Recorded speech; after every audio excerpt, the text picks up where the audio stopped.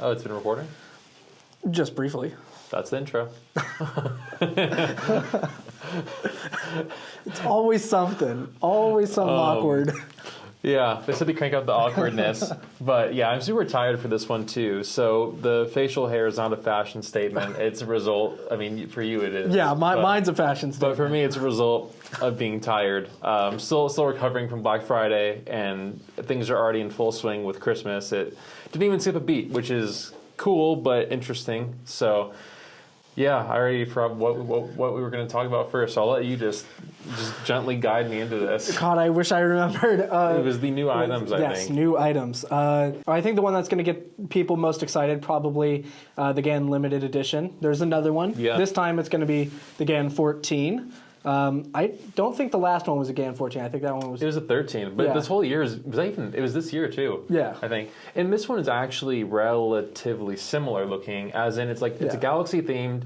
It's like transparent black, which is kind of cool because we were going to do that for our Halloween cube this year. Right. And we ended up not doing it. So to see another transparent black plastic cube come out is pretty cool. Yeah. But it has, like, from what I can tell, like pink, like, you know how on that Colore one, the blue one, the GAN 13, it had like those pink accents like in the corners and stuff. I'm seeing that on this Galaxy Edition one. Maybe we can throw some pictures on screen if you get to it and post. I remember when they showed their first like teaser image for it, I thought they were like gonna make like an all black cube because you know, I don't know, some people do weird things, and so I thought it was going to be an all-black cube, and I'm like, okay, so it's essentially the base of a stickerless puzzle. Yeah. And so I got a little worried that they were just going to be really lazy, but thankfully, you know, it actually kind of looks, you know, relatively cool. So I think a lot of people are going to be excited.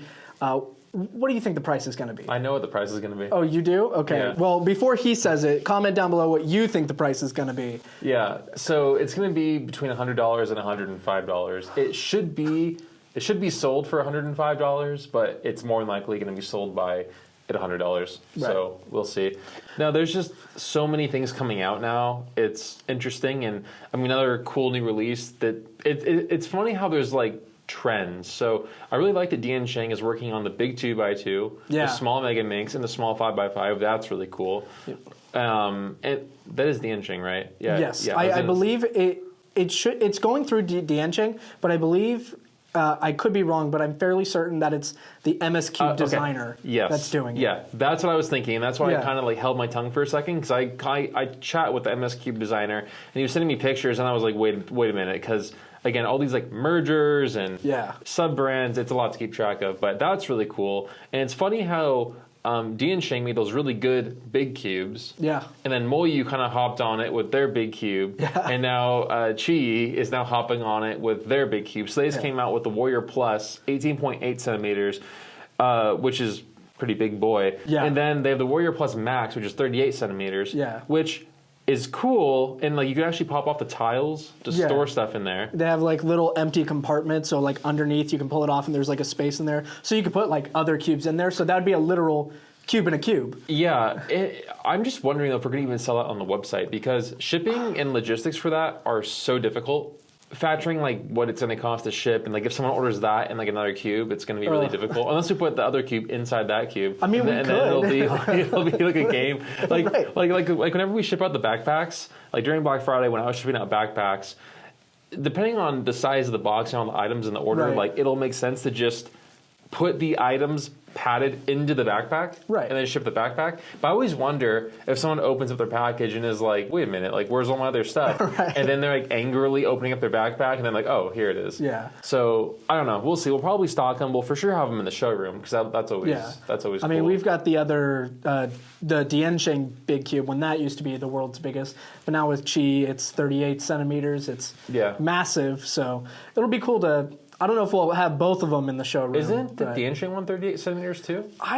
It might be, but I want to say it's got to be smaller, right? Because why would she say this is like the biggest one? Did they say that? I believe so. In their marketing, they said it's the biggest mass produced. Because that's the issue. Yeah, when this one came out, I was already deep in like Black Friday stuff, so that one kind of like went over my head. But either way, it's big. What else came out? I'm trying to think. There's the Jelly Cube Revamp. Oh yeah. That's. Those are cool. I like the Jelly Cubes. Yeah. They do sell pretty well. And so I guess they just sort of are, you know, like the new the newest versions of their 4x4s and 5x5s, Right. 2x2s, 3x3s are now getting the jelly cube treatment, which those are fun. Yeah. They're definitely cool gifts. When I first started cubing, if my parents had got me those as like a gift, I would not be mad at all. But you'd be mad now, though.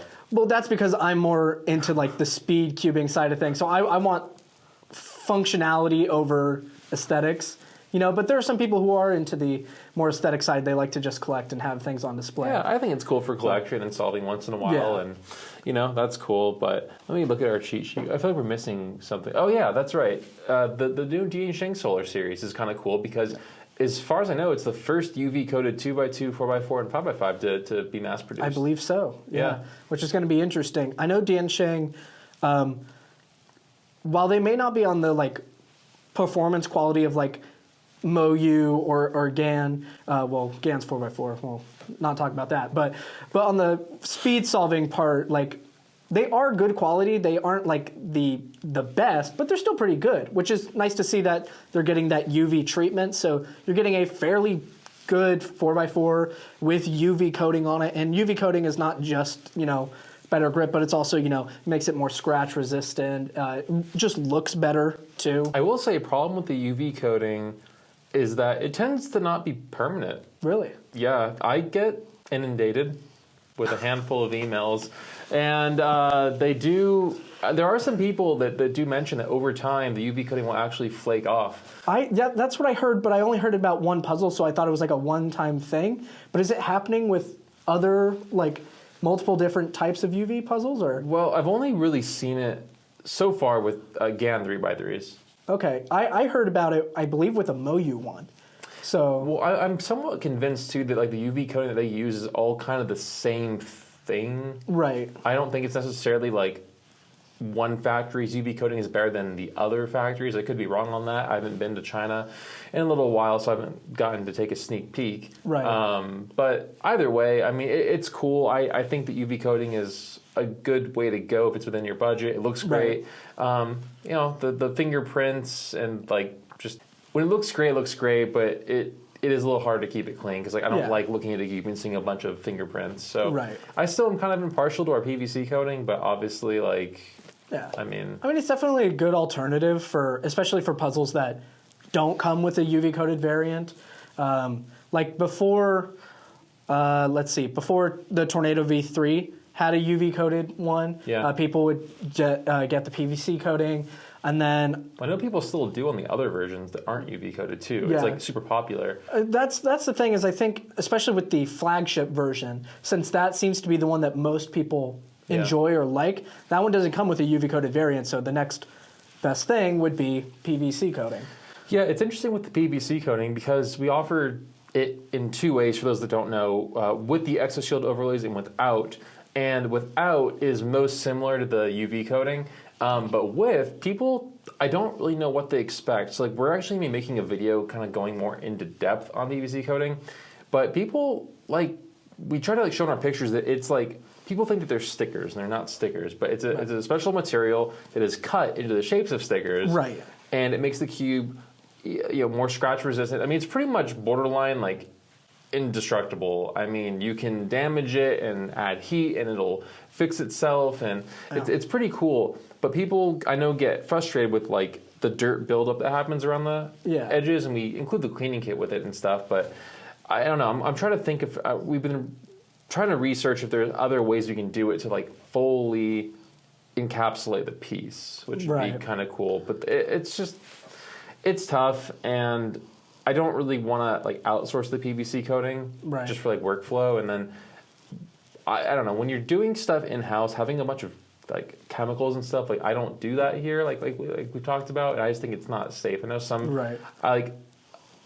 I remember on the cubing forums, like when like boron treatment was a thing. Oh yeah. Going on the forums and like hearing about some of the stuff that these kids were like mixing, trying to like replicate that and stuff. I'm just like, yikes, that's a little. Yeah. I mean, I'm not a huge science person. I will admit I wasn't the most proficient in school with science, but I'm pretty sure mixing random chemicals together in a room isn't always the best. Yeah, probably not the smartest idea. So if you're trying to replicate something that requires chemicals, be very cautious, or just don't do it. Yeah, just leave it to someone else who knows what they're doing. Yeah, or doesn't know what they're doing, and let them take the risk. Right. But yeah, so a lot of new stuff coming out, and with that, of course, we're doing winter holiday sales and stuff. Yeah. So I know you know what the sale is. Well, I just marked down all the 2023 Christmas exclusives down to 50% off. We have all of our Christmas shipping deadlines on the website, so please make sure that you adhere to those if you want to get your order for Christmas, because it's really sad. Like, again, this year has just lots of challenges, which I say, like, I think every time we do one of these. But, like, the sad part of having a business is that maybe it's my fault for not taking time off, but, like, Christmas Eve has kind of become one of, like, my least favorite days of the year. And I'll tell you why, because I know you're dying to know. I am. So, like, it really hit when, what GAN Cube was it? This would have been probably like 2 or 3 years ago, so maybe it was like the GAN 11, I want to say. Okay. I'm thinking it was the GAN 11 with like the either UV coating, funny enough, or the soft coating, or just in general. Soft coating. But all I know is they were supposed to ship out by a certain deadline. They didn't. Right. They didn't go out in time for Christmas. And what's tough about it, and why I don't really like Christmas Eve, is that that's the day when I get all of the meanest emails of the year. Yeah. All the parents probably wondering where their package is, and it's... Well, you know, I get to hear that, you know, like we didn't get the package to Santa Claus in time, so Santa couldn't deliver the cubes. Right. And things didn't get there on time. And it's just, like, I can proudly say, like, we ship all of our stuff out on time. I mean, again, like, during Black Friday, like, we work a lot to make sure these orders get out on time, which I have a funny story about that in a second. So yeah, it's just really tough because I think sometimes people forget during the holiday season that there's someone else on the other side of the computer screen. Right. And I hate to come off as like whiny and like I'm like a victim, because it's whatever. And I probably shouldn't be as involved in the emails as I still am, but I do enjoy kind of having like my finger on the pulse of like what people are saying. And I enjoy helping people out and stuff. And I kind of am the guy that when things go a little like things start to go sideways and, you know, someone needs further clarification on something, or there's a situation that's getting messy, I'm typically the one that steps in and like cleans it up. Right. So yeah, it's just tough because again, I kind of have a hard time like not doing the emails and then wondering like what's waiting for me. Right. So I just try to stay on top of them, but it's hard. So hopefully this year we'll be in a better shape. So order on time. So for the funny story is Black Friday was surprisingly smooth for us this year.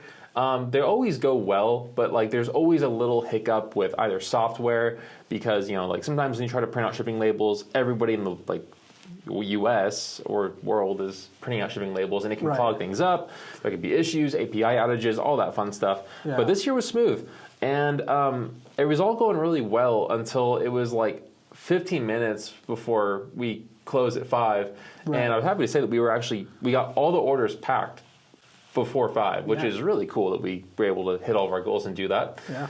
And then the post office didn't show up. And unfortunately, because their rates are the cheapest, like they tend to be the largest kind of carrier that we ship with. Right.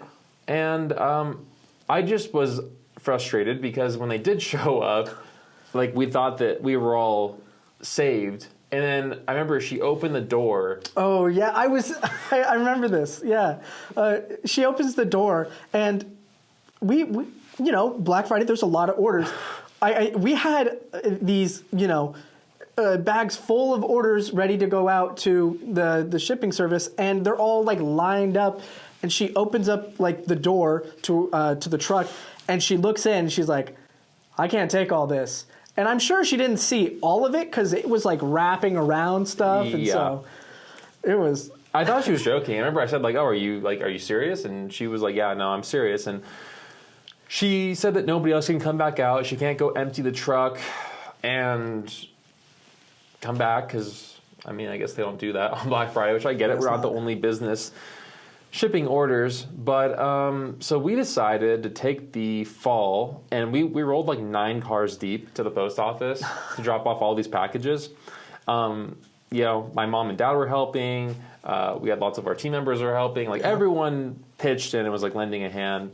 And we get there and everyone was tired. So like everybody left and I just was waiting because when we take them directly to the USPS sorting facility, I don't think you've ever had to do this, so you wouldn't know. But like when you go there, it's like a ghost town in the back. Because like if we dare walk in through the front and like the main door, like people give you the dirtiest stares. Like I actually don't do that anymore because I'm kind of scared because like people like you walk in with like all these bags or carts of packages and they just, like you get in line and they just look at you like seriously like.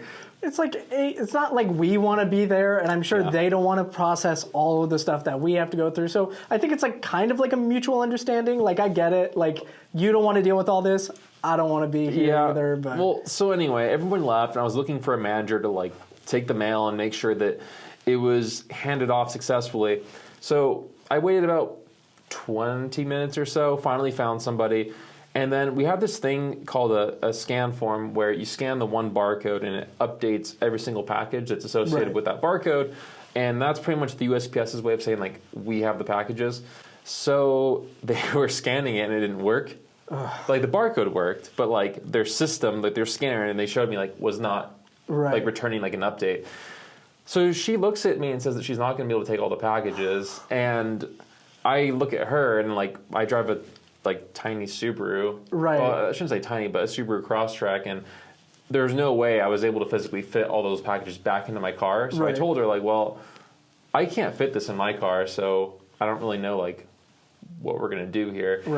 What's the next step? And so I super reluctantly left the packages with her, and I like my stomach was in knots all night long because like there was a truck coming in about an hour, she had said, that would take all the packages. This is probably tens of thousands of dollars worth of packages that we had left, and she'd said that there'd be a truck coming in about an hour and they should see a scan when they get onto that truck, but she didn't have the manpower to scan them all individually at that point in time. So I took a picture of like what I left behind as like evidence that like I was here with the packages, and then that whole night nothing updated. All next Saturday, nothing updated. And my stomach is in like knots because I'm just thinking like, you know, luckily I tend to be proactive. So I sent out an email to everybody that was associated with that drop off and just was like, hey, here's a picture. And I personally dropped off your packages and like watched it happen. So they are with the USPS, contrary to what the tracking says. And it turns out actually they did have a huge tracking outage on that Friday, which is why I think it wasn't scanning.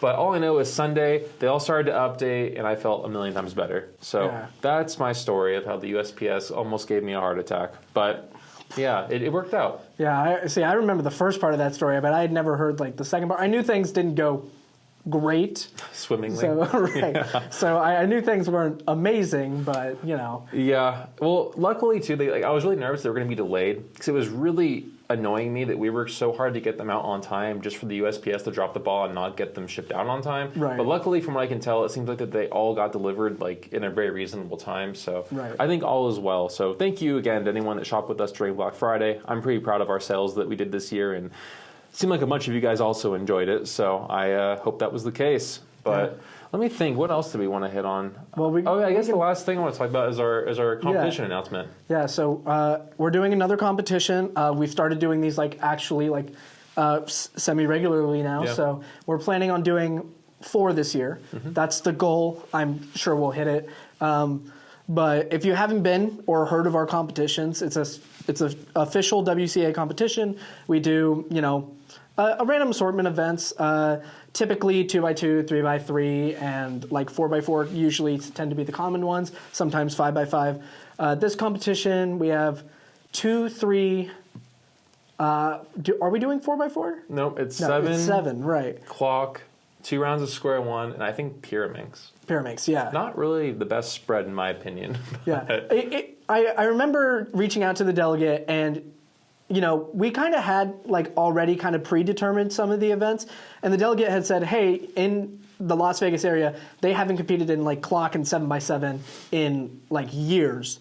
And so I was kind of like, you know, Clock isn't, the biggest audience. 7x7 kind of takes a while, but for the sake of the people, we're doing it for the people. Right. For the fact that it just hasn't been done in a long time, I was like, might as well do it and see who comes out and does those events. But yeah, well, and the cool thing is that we're now calling it the Vegas Cubing Cup. So we're doing something to where all 4 competitions throughout the year will earn you points, and we're trying to make this as fun as possible to where you don't have to be the fastest cuber like in the room to win. We're doing $27.50 of cash prizes, so $2,750 of cash prizes, in addition to whatever prizes are being given out at the each competition as it is, and it's really fun. So if you're in the area to where you traveling to Las Vegas for a competition is feasible, maybe we'll include a link down below. If not, it's on the WCA website. The first competition is February 3rd. Fun fact, day before my birthday.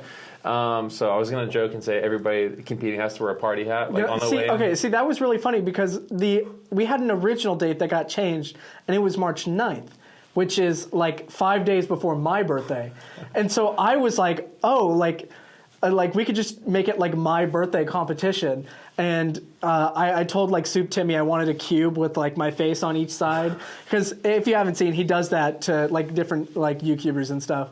But then it got moved, and I was a little disappointed. But it's nice to know that someone is getting their birthday celebrated. Yeah, so it'll be fun. We're really excited about it, and I've always wanted to do like a cubing cup type thing forever. But when we were in Bakersfield formerly, it was not really the hot spot for doing that. And traveling down to like Los Angeles or wherever, there's already so many competitions down there. Yeah, it's a lot. So we're really excited about it, and excited for you guys to show up. They're always a good turnout and lots of fun. But yeah, I guess we kind of fell off a little bit of our schedule with uploading these because it's just been, we have to prioritize like orders going out and stuff first. So it's been a tough holiday season, but I think that we are hopefully, almost out of the woods. So we should be able to stick to our normal schedule here pretty soon. More long forms are coming as well, just like cube reviews and all that sort of thing. But, as usual, thank you guys for watching, and any topics you want to see covered, leave them in the comments down below. And yeah, see you in the next one. Yeah, see you. All right, bye. Take care.